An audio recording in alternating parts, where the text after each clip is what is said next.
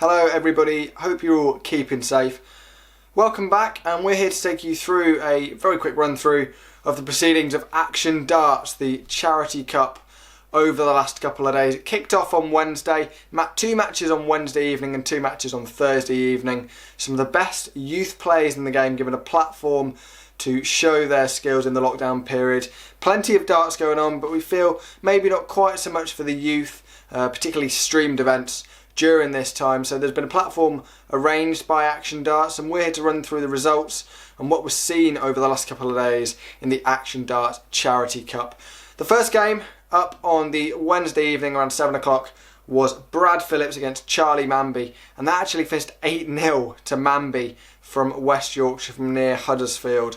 He's a former BDO World Masters finalist, lost to Keane Barry on that occasion. Brad Phillips, a winner on the JDC Tour, multiple times European Open winner in the JDC as well, but an 83 average from Manby, 2 12 darters in that and a ton checkout.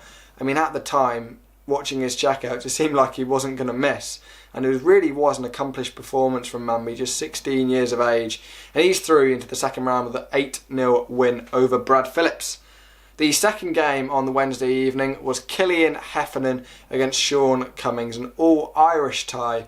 Both players have obviously represented their country in the likes of the JDC World Cup. Sean Cummings, a former JDC European Open runner-up, should I say, lost to Brad Phillips a couple of years back.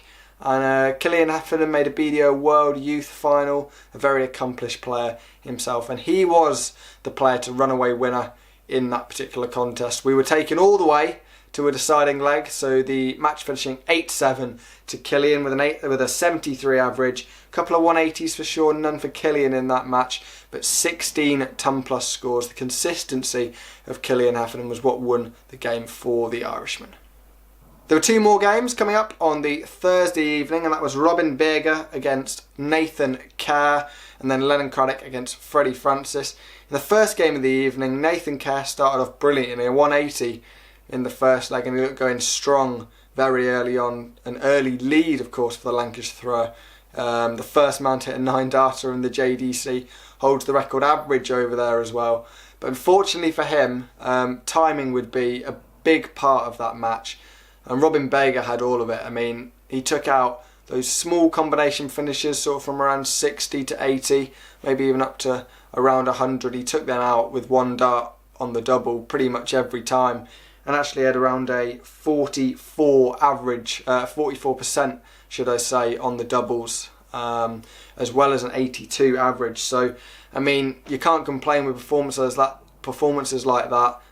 Consistency is the key with these sort of things, and unfortunately for Nathan, that's what the slightly older 20-year-old Robin Beger had for him on that night. The second game, as I previously mentioned, Freddie Francis against Lennon Craddock, 2 players that have played plenty of times in the JDC system, and are now both 18 years old and meeting in the Action Darts Charity Cup. It was Freddie who started the quicker. Lennon was, I'm sure by his own admission, pretty poor in the first couple of legs, but he soon picked up the scoring, and he actually finished the night with 4 180s, I believe. Yeah, 4 180s and a couple of 177s, I believe, in that match as well. The scoring from Lennon was probably the best we've seen in the Action Darts Charity Cup so far. Shame the consistency wasn't there, otherwise the average would have been much higher than the 74 that he did average.